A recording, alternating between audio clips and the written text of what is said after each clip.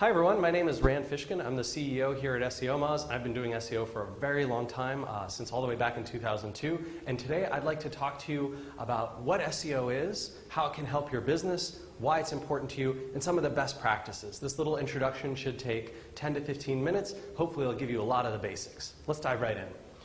So when you perform a search on the major search engines, right, I'm using Google as an example here, you get something like this, right? You get these results and they tend to be very relevant to the search that you performed. They give you lots of good information. Google tends to order things in the order that they think is most appropriate, most relevant, most popular, those kinds of things. And these results over the years have gotten really, really good. Let's figure out, how did they do this? What's the process search engines use to calculate relevancy, to figure out which results to put in here, and to see which ones rank highest? So the first thing that search engines do in order to find pages on the internet, which is a huge, massive place with literally hundreds of billions of different URLs, different pages of content across hundreds of millions of websites, is search engines write spiders. They're automated programs, also called bots. In this case, Google uses one that identifies itself as it crawls the web as Googlebot. And I've drawn this hopefully adorable picture to help illustrate that. These search engines crawl the web, so they look at, they'll start with a seed set of websites, and then they'll crawl out from there looking at all the pages that those websites link to.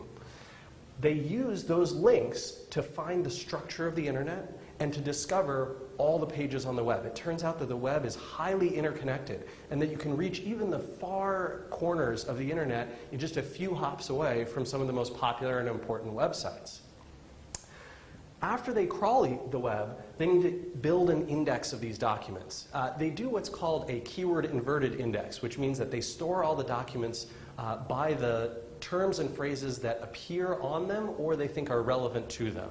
So that it's very quick when you search for example, NASA, Google knows, hey, we've already got an index of all the pages that we found that we think are relevant to NASA, and we can make queries against those much more quickly than we could against say, an index with all of the hundreds of billions of documents on the web.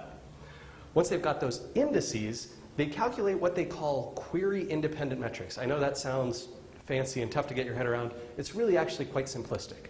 You see, the search engines know that pages have attributes that are important in relation to the keywords that someone searched for, but they also have attributes of importance, of popularity, things like how many people link to them, who links to them, what are those people saying about them, are the people who link to them reputable and trustworthy, are the people who link to them popular and important, which gets to the PageRank algorithm, which we won't go into depth here on, but you can read more about in some of our other resources. They calculate these metrics so that it's very fast when they say, show me all the pages from NASA and order them by the most popular and important ones, that they can quickly know which pages in that keyword inverted index are the most popular, most relevant, most important ones, as opposed to just which ones are in there, and now we have to calculate all that data on the fly. So search engines do these millions and millions of calculations in fractions of the time it used to take them. Back in the day, to crawl the web, build an index, do this pre-processing calculation stuff, and issue these things out, Google would take nearly a month. In fact, they had monthly updates that they used to call the Google dance. Today, that same dance takes less than a few hours. Pretty remarkable. So let's go back to the search results and talk for a sec about how people actually use these search results. The thing is, when folks are typing words and phrases in here, the results that come up are related to their queries, certainly, but they also take into account a lot of things about searcher behavior and how people use things. There's all sorts of stuff in the results now, like personalization and vertical search and these kinds of things. What I want to talk about today, real quick, is the demand, how people think about what things to type into these boxes and why that's so important to marketers, to businesses, and anyone who's thinking about practicing SEO. So let's take a quick dive over here and talk about keyword demand. So the really interesting thing is that while lots and lots of people will do common searches, like I mentioned, NASA, they'll search for things like car loans. They might search for their favorite ice cream store down the street. And then they might search for very, very strange things like a combination of their name in addition to some press release, right? And probably very few people perform those searches. The really weird thing about this is those searches that are performed many, many thousands, tens of thousands, hundreds of thousands of times a month actually represent only a small fraction of the total quantity of searches that are performed in Google. In fact, if you take all of the searches that are performed more than 100 times a month, you're going to find that adds up to less than 30% of all the searches that take place. That means that 70% or more of searches take place in what SEOs call the long tail. Now, the long tail of demand is those strange, weird keywords that only get searched for maybe a few times a month, maybe only once a month ever. But it turns out that those odd searches, those many multi-word searches, take up the massive amount of demand in the search engines overall. In fact, Google came out with a stat a few years ago. They said that a full 20%, 1/5, of all the queries that are performed on Google search engine have never been performed before. Each month, 1/5 have never been seen before. No one's ever searched for them. It's an absolutely remarkable stat, and it speaks to the size of the long tail. Yes, there are lots of people searching for used cars, or car loans, or NASA, or telephone directory lookup, these kinds of popular searches. But there are tons more people and tons more searches taking place in those strange, weird results where it's hard to even know what people are searching for. Let's take a look back at the search results. So someone's performed a search in here, right? They've done a search, let's say for NASA, right? They're looking for the National Aeronautics and Space Agency. I hope that's the acronym. And you can see here that they've got these results. These results right here are called organic. And they are generated through this algorithmic process that we've been talking about today. The crawling, the indexing, the calculation of results, and then the algorithm that ranks them all up here. This portion over here is called paid search, or pay per click. The paid search results are done a completely different way. Advertisers will bid on placement in these results. You can do it through programs like Google's AdWords or Bing's Ad Center.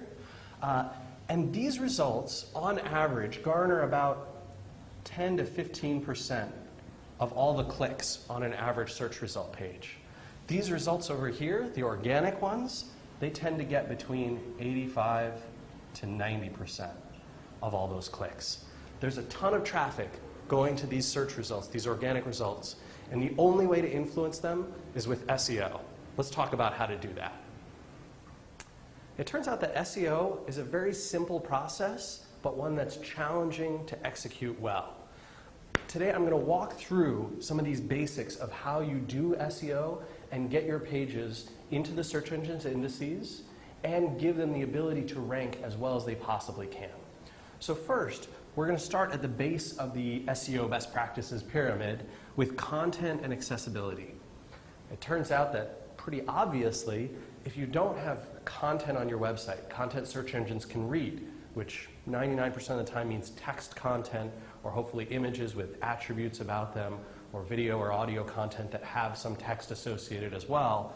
If you don't have that content and have pages that the search engines can actually reach with their spiders, you're going to be in trouble, right? So here's Googlebot. He's coming along, and he can reach all these pages, but if there's outlying pages down here that maybe no one's linked to, or they've been blocked with something like robots.txt, or they've told the search engines to no index those pages, or the content on those pages doesn't appear by default. It only shows to logged in users. It only shows when you have JavaScript enabled. It only shows when you've inputted some form fields. Search engines can't do that, right? The spiders don't have the ability to get through those sort of walls to accessibility. And so it's really important to make that great content accessible to the search engines. That's your first step. From there, we're going to move on to some keyword research and targeting.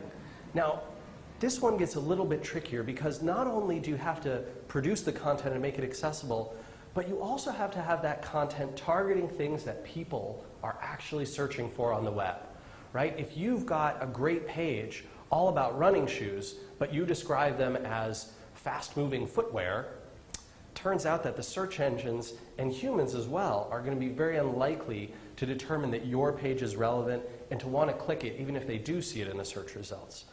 For this reason, it's important to use tools. Google maintains several with their AdWords program. Bing also has some. There's some third-party tools that you can use to do this types of keyword research. And they'll show you, when you input keywords, some expansions of those phrases and tell you how many times people are looking for them. So I can see that running shoes was searched for 425,000 times, or that's the search engine's estimate anyway, 425,000 times last month in the United States. And those estimates can help give me a sense of, I can see that football shoes are particularly popular.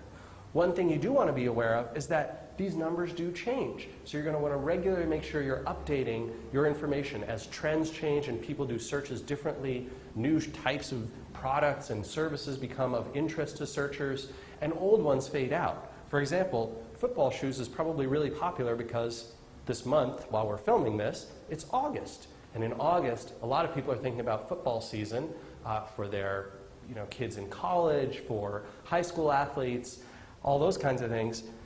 Next month, 2 months from now, 4 months from now, the popularity might go down. And so you want to keep track of that. Once you've got the content that you need, you've made it accessible to search engines, and you've done your keyword research and put those words on the pages in the right kinds of ways, you're ready to move on to link popularity. And it turns out that when search results get competitive, when there's a lot of people trying to all rank for the same searches, which really happens when these popular, important searches that have high commercial value come into play, things like running shoes, you're going to see that links are the main item that helps you push over the edge and get to the top of the results. If you have more people linking to you, better people linking to you, people linking to you with the right kinds of words, for example, if I'm trying to rank for running shoes, it would really be helpful if this link right in here said running shoes, right? And then pointed that link, make it underlined, right to my web page. That tells the search engines not only is this page voting for this page as a good resource, but it's saying this page is a really good resource about running shoes. This is much better than if they use something like click here, right? We don't want that. That's no good. So this link popularity, the search engines have lots and lots of different metrics that they calculate about links. And in fact, they do a ton of work to make sure that they're not counting links from bad places, spammy places, manipulative places. So if you get lots of offers saying, oh, you can boost your rankings, in 10 minutes just by paying us $50 and getting listed in 5,000, directories or these kinds of things, those offers tend to be pretty shady. If they sound too good to be true, most likely they are. What you want to do for link popularity is produce good content that people will want to link to, find good ways to market that content, and get the word out there about not only your brand, but the things on your website, so that people will naturally want to vote and link for to those pages. The last piece in the puzzle, and by extension actually the smallest piece of the puzzle currently for search engines, is social media signals. So it turns out that the search engines, Google and Bing both have made deals with services like Twitter. Gmail obviously is controlled by Google, and Bing has all the relationships that the Microsoft suite of products, things like MSN and Hotmail and those kinds of things. And Microsoft also has an investment in Facebook, which may give them some access to data there.